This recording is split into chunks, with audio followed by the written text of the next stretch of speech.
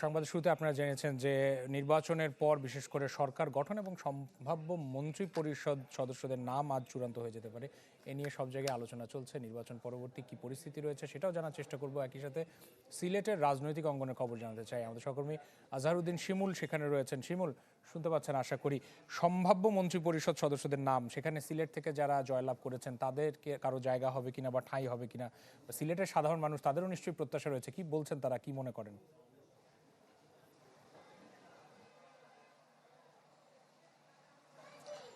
রাশেদ, দেখুন, বাংলাদেশের জাতীয় রাজনীতিতে সিলেট একটি গুরুত্বপূর্ণ নাম। আসলে সবসময় বাংলাদেশের যত রাজনীতিবিদরা রয়েছেন তারা কিন্তু নির্বাচনী প্রচারণা সিলেট থেকেই শুরু করেন।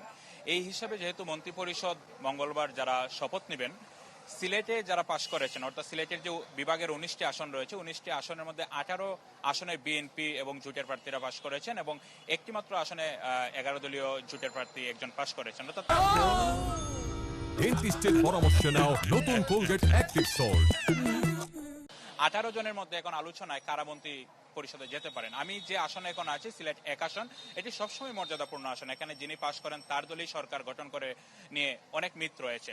তো এই আসনে যিনি পাশ করেছেন খন্দকার আব্দুল মুক্তাদির বিএনপির, তাকে নিয়ে অনেক গুঞ্জন রয়েছে। সিলেটবাসীও প্রত্যাশা করছেন তিনি হয়তো মন্ত্রী সভায় জায়গা পেতে পারেন। এবং আরেকজনের নাম শোনা যাচ্ছে জোরালোভাবে, হচ্ছেন হবিগঞ্জ 1 আসনের রেজা কিবরিয়া, সাবেক অর্থমন্ত্রী শাহ এস এম কিবরিয়ার সন্তান। তিনি কিন্তু হবিগঞ্জ 1 আসন থেকে পাশ করেছেন, তার নামও গুঞ্জন শোনা যাচ্ছে। এবং টেকনোক্রেট কোটা থেকে একজনের নাম শোনা যাচ্ছে, যিনি তারেক রহমানের পররাষ্ট্র বিষয়ক উপদেষ্টা দীর্ঘদিন ধরে রয়েছেন, হুমায়ুন কবির। তিনিও সিলেটের সন্তান, তার নামও শোনা যাচ্ছে।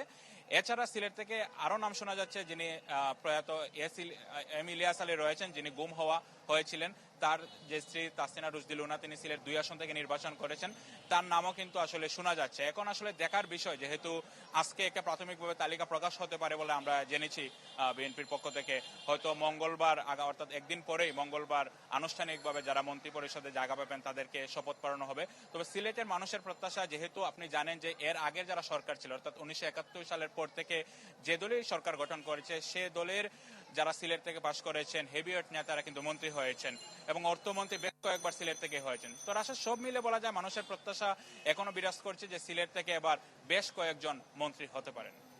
শিমুল, অনেক ধন্যবাদ যুক্ত হওয়ার জন্য। আজহারউদ্দিন শিমুল আমাদের সাথে যুক্ত হয়েছিলেন সিলেট থেকে।